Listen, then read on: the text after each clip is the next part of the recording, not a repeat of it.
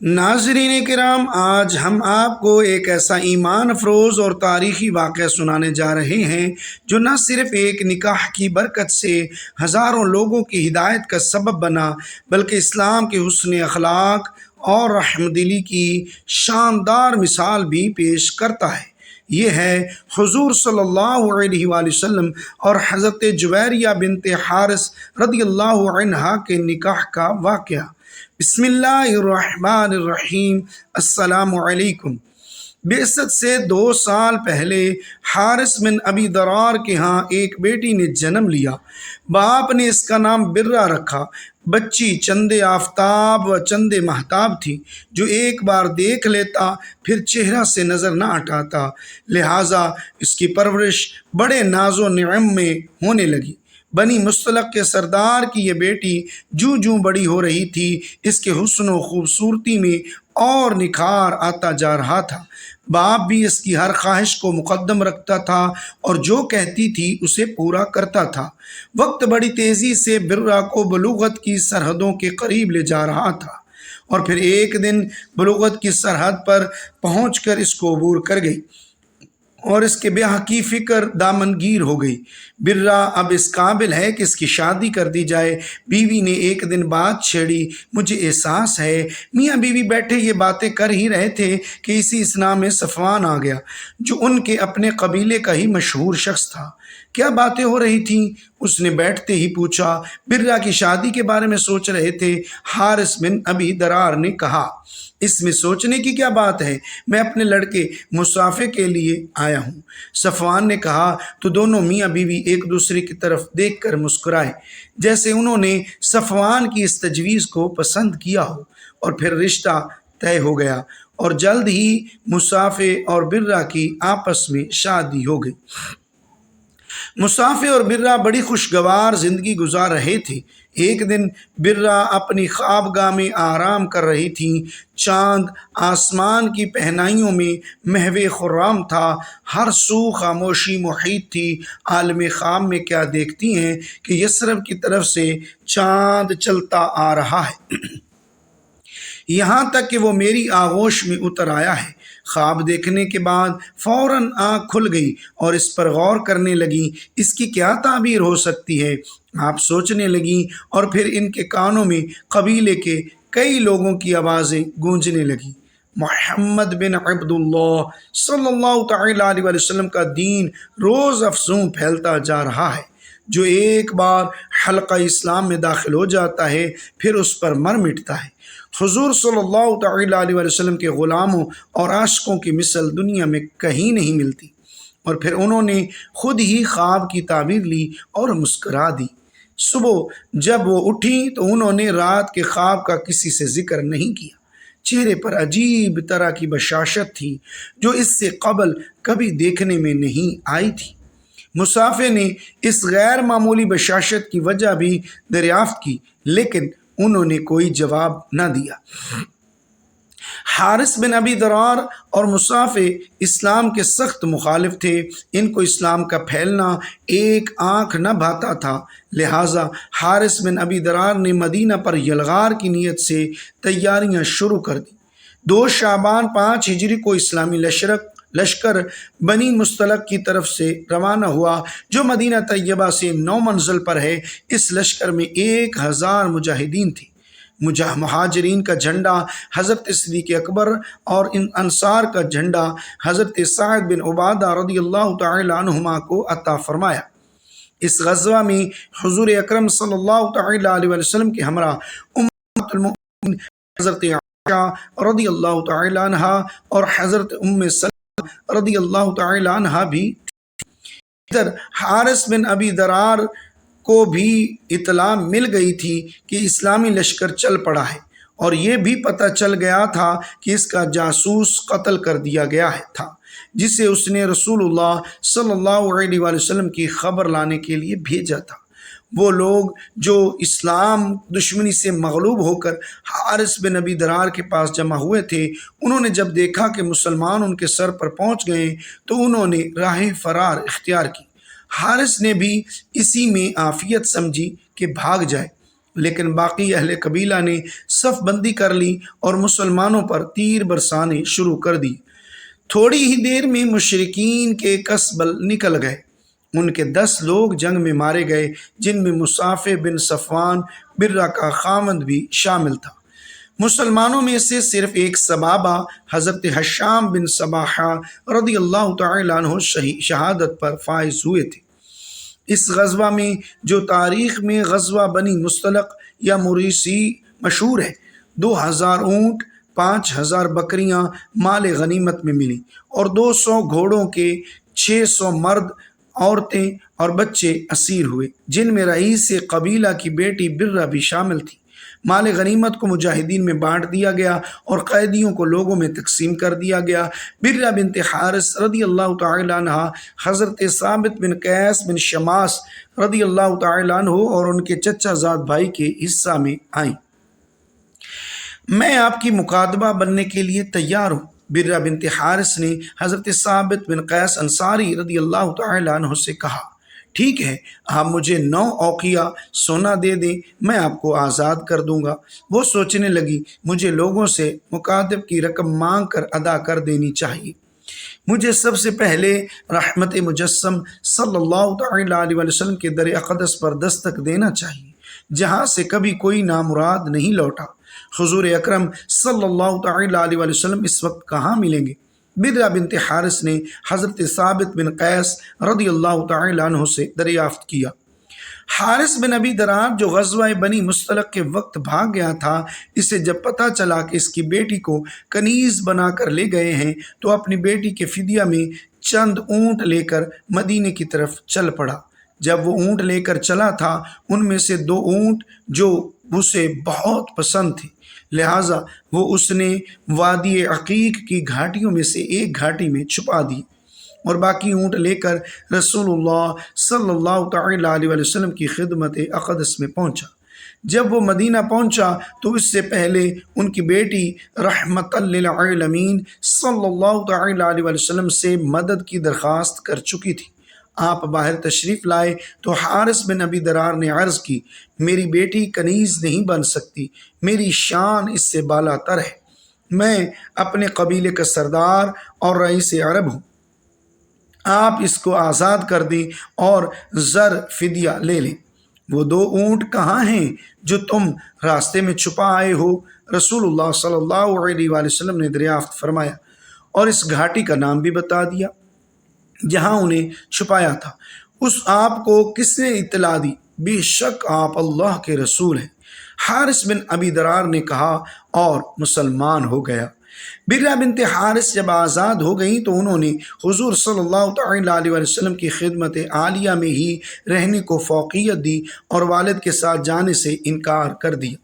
جب رسول اللہ صلی اللہ علیہ وآلہ وسلم کو علم ہوا تو آپ صلی اللہ علیہ وآلہ وسلم نے حارث بن ابی درار رضی اللہ تعالیٰ عنہ کو برہ سے نکاح کا پیغام بھیجا تو انہوں نے بصد خوشی قبول کر لیا۔ حضور اکرم صلی اللہ تعالیٰ علیہ وآلہ وسلم نے حضرت برہ رضی اللہ تعالیٰ عنہ کے قبیلے کے 40 غلام بھی آزاد کر دیے۔ آپ صلی اللہ علیہ وآلہ وسلم نے برہ کا نام بدل کر جویریہ رکھ دیا اور اس طرح حضرت جویریہ رضی اللہ تعالیٰ عنہ کا وہ خواب سچا ثابت ہوا جو انہوں نے کئی سال پہلے دیکھا تھا کہ یثرب سے چلتا ہوا چاند ان کی آغوش میں آ گیا ہے، اور جو تعبیر انہوں نے اس وقت نکالی تھی وہی نکلی۔ برہ کا مطلب نیکی و احسان ہے، لیکن اس لفظ کے استعمال سے منفی معنی بھی نکلتے ہیں۔ بقول حضرت برہ بن عازب رضی اللہ تعالیٰ عنہ، حضور اکرم صلی اللہ علیہ وآلہ وسلم اس نام کو مکروہ جانتے تھے اور اسی بنا پر برہ کا نام بدل کر جویریہ رضی اللہ تعالیٰ عنہ رکھ دیا تھا۔ جب لوگوں کو علم ہوا کہ آقا نامدار صلی اللہ علیہ وآلہ وسلم نے حضرت جویریہ بنت حارث رضی اللہ تعالیٰ عنہ سے شادی کر لی ہے تو لوگ بولے، کیا رسول اللہ صلی اللہ علیہ وآلہ وسلم کے سسرال والے غلام بنائے جائیں؟ ہرگز نہیں، یہ محبت کے منافی ہے۔ حضرت عائشہ صدیقہ رضی اللہ تعالیٰ عنہ فرماتی تھی، میں نے کسی عورت کو جویریہ رضی اللہ تعالیٰ عنہ سے بڑھ کر اپنی قوم کے حق میں مبارک نہیں دیکھا۔ ان کے سبب بنو مستلق کے تمام گھرانے آزاد کر دیے گئے، المؤمنین حضرت جویریہ بنت حارث رضی اللہ تعالی عنہ کے تمام بہن بھائی اور والد دولت اسلام سے مالا مال ہو گئے تھے۔ حضرت جویریہ رضی اللہ تعالی عنہ کے لیے مسجد نبوی کے قریب ہی امہات المؤمنین رضی اللہ تعالی عنہم کے دوسرے حجرات سے متصل ایک حجرہ تعمیر کرا دیا گیا تھا۔ بقول ابن سعد اس کی دیواریں کچی اینٹوں کی اور چھت کھجوروں کی شاخوں سے بنائی گئی تھی جسے گارے سے لیپ دیا گیا تھا۔ دروازے پر اونی ٹاٹ کا پردہ تھا جس کا طول 3 ہاتھ اور عرض 1 ہاتھ تھا۔ ایک دن رحمت للعالمین صلی اللہ تعالی علیہ وسلم وہاں موجود تھے تو حضرت جویریہ رضی اللہ تعالی عنہ نے عرض کی، یا رسول اللہ صلی اللہ علیہ وسلم، آپ کی دوسری عورتیں مجھ پر فخر کرتی ہیں کیا؟ جب انہوں نے بتایا تو آپ صلی اللہ علیہ وسلم نے فرمایا، کیا میں نے تمہارے مہر میں بڑی رقم ادا نہیں کی؟ کیا میں نے تمہاری قوم کے 40 غلام آزاد نہیں کیے؟ حضرت عائشہ صدیقہ رضی اللہ تعالی عنہ فرماتی ہیں، جویریہ رضی اللہ تعالی عنہ بڑی شیریں، موضوع اندام، ملیح اور صاحب حسن و جمال عورت تھی، جو کوئی دیکھتا فریفتہ ہو جاتا تھا۔ ظاہری حسن و جمال کے علاوہ آپ باطنی حسن سے بھی مالا مال تھی۔ بڑی زاہدہ، متقیہ، راست باز، عبادت گزار، قناعت پسند، مجسمہ صبر و رضا، بردبار و حلیم، جب جود و سخا، عجز و انکساری، ایثار و اخلاص اور ذکر و تلاوت میں یکتا تھی۔ یہ سب خوبیاں رسول اللہ صلی اللہ تعالی علیہ وسلم کی بدولت اور تعلق سے نکھر کر ابھری تھی۔ اہل سیر بیان کرتے ہیں کہ ایک دن حبیب اللہ صلی اللہ تعالی علیہ وسلم نماز فجر کے بعد سیدھے حضرت جویریہ رضی اللہ تعالی عنہ کے پاس باہر تشریف لائے تو اس وقت وہ اپنے مصلی پر بیٹھی مشغول عبادت تھی۔ نور مجسم صلی اللہ تعالی علیہ وسلم کے چاشت کے وقت ان کے پاس تشریف لائے تو ان کو مصلی پر بیٹھے پایا تو فرمایا، جب سے باہر گیا ہوں اس وقت سے تم اسی جگہ یوں ہی بیٹھی ہو۔ عرض کی، جی یا رسول اللہ صلی اللہ علیہ وسلم۔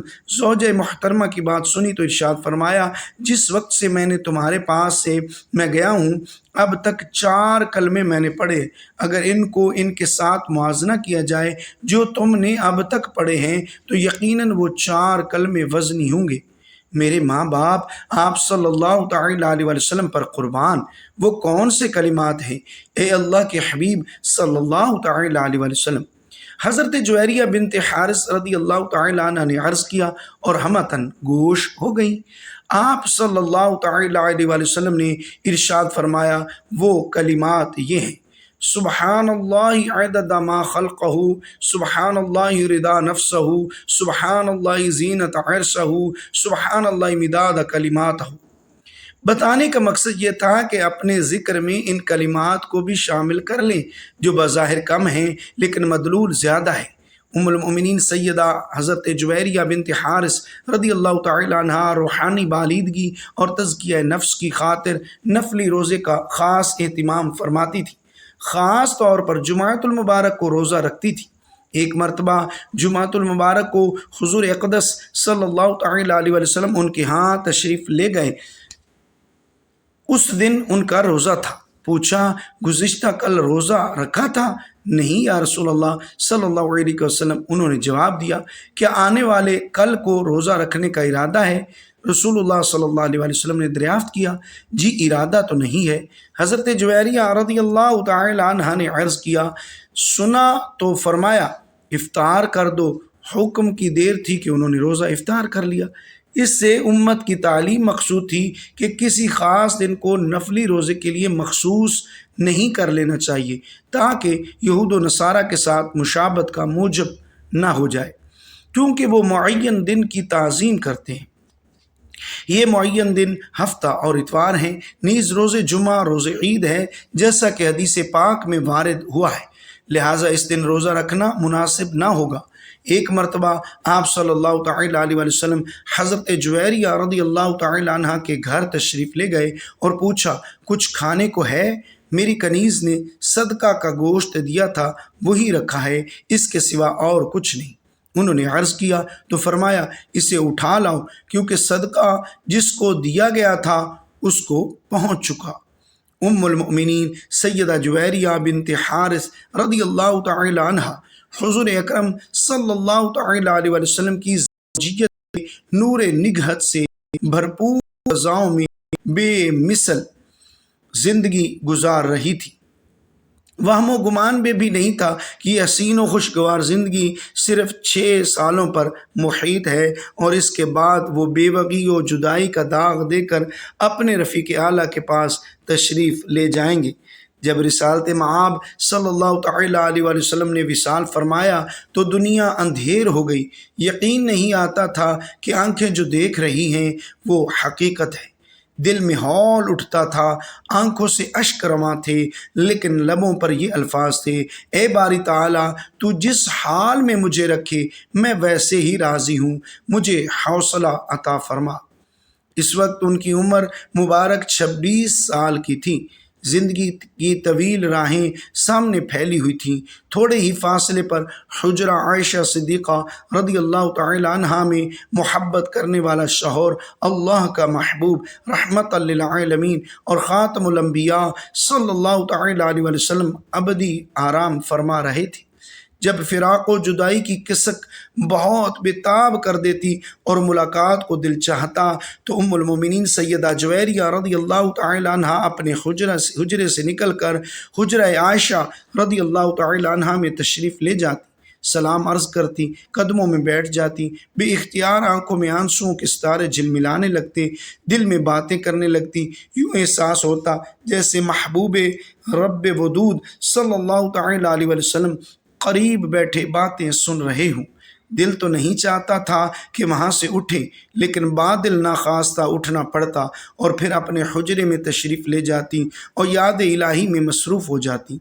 حالات کچھ بھی تھے، لیکن امہات المؤمنین صلی اللہ تعالی علیہ وسلم جو موجود تھیں ان کی بدرجہ اولیٰ عزت و تکریم کی گئی۔ ان کی ضروریات کا دھیان رکھا گیا، ان سے رہنمائی حاصل کی گئی اور ہر خلیفہ کی یہ کوشش رہی کہ ان کو کوئی تکلیف نہ پہنچے۔ حضرت امیر معاویہ رضی اللہ تعالی عنہ تو امہات المؤمنین رضی اللہ تعالی عنہم کی خدمت باعث افتخار و سعادت سمجھتے تھے۔ انہوں نے حضرت سیدہ جویریہ رضی اللہ تعالی عنہ کا سالانہ وظیفہ 12,000 مقرر کر رکھا تھا۔ اس کے علاوہ بھی تحائف ارسال کرتے رہتے تھے۔ حضور اکرم صلی اللہ تعالی علیہ وسلم سے سیدہ حضرت جویریہ رضی اللہ تعالی عنہ کو جدا ہوئے 45 سال ہو گئے۔ اس وقت ان کی عمر 71 برس تھی۔ 56 ہجری کا واقعہ ہے کہ یہ ربیع الاول سوچ رہی تھیں کہ اسی مہینے میں آقا انعامدار صلی اللہ علیہ وسلم سے جدا ہوئی تھی۔ یہاں پہنچ کر ان کی سوچیں گہری ہو گئی۔ محبت اور اتباع کی یہ بھی صورت ہے کہ اسی مہینے بلاوا آ جائے، اور پھر بلاوا آ گیا۔ طویل جدائی کے بعد اب وصل کا وقت آ گیا تھا۔ آپ صلی اللہ علیہ وسلم پہلے سے تیار، آپ رضی اللہ تعالی عنہ پہلے سے تیار تھیں اور پھر روح قفس انصری سے پرواز کر گئی۔ ان دنوں حضرت امیر معاویہ رضی اللہ تعالی عنہ کی طرف سے مدینہ منورہ میں مروان بن الحکم حاکم تھا۔ انہوں نے ام المؤمنین سیدہ حضرت جویریہ بنت حارث رضی اللہ تعالی عنہ کی نماز جنازہ پڑھائی اور جنت البقیع میں آسودہ خراب ہو گئی۔ کتب معتبرہ میں ان سے 7 احادیث مروی ہیں، جن میں سے 2 بخاری شریف میں، 2 مسلم شریف میں اور 3 دیگر کتب میں ہیں۔ آپ رضی اللہ تعالی عنہ کے بہن بھائی بھی مسلمان ہو گئے تھے۔ ان کے بھائی حضرت عمر بن حارث رضی اللہ تعالی عنہ سے ایک حدیث پاک مروی ہے۔ کہتے ہیں، اللہ کی قسم، رسول اللہ صلی اللہ علیہ وسلم نے وصال کے وقت نہ دینار چھوڑا، نہ درہم، نہ غلام، نہ لونڈی، نہ اور کوئی چیز، صرف ایک سفید خچر تھا یا ہتھیار تھے یا کچھ زمین تھی جسے آپ نے صدقہ فرما دیا۔ حضرت عمر بن حارث رضی اللہ تعالی عنہ کی بہن سے بھی درج ذیل حدیث مروی ہے۔ रसूलुल्लाह सल्लल्लाहु तआला अलैहि वसल्लम ने फरमाया, दुनिया बज़ाहिर बड़ी शादाब व शीरी मालूम होती है, दुआ है कि अल्लाह रब्बुल आलमीन हमारा ख़ात्मा ईमान पर फरमाए, हमें दुनिया व आखिरत की भलाइयाँ नसीब फरमाए, आमीन। मुहतरम नाज़रीन, वीडियो अच्छी लगी हो इसको लाइक कीजिए, सवाब की नीयत से शेयर ज़रूर कीजिए और अल्लाह पाक के 99 नामों में से एक नाम ज़रूर टाइप कीजिएगा। अगली वीडियो तक के लिए इजाज़त दीजिए, दुआओं में याद रखिएगा, अपने यूट्यूब चैनल को सब्सक्राइब ज़रूर कीजिएगा, बेल आइकन लाजमी दबाइए ताकि बर वक्त आपको वीडियो मौसूल हो सके। जज़ाकल्लाह।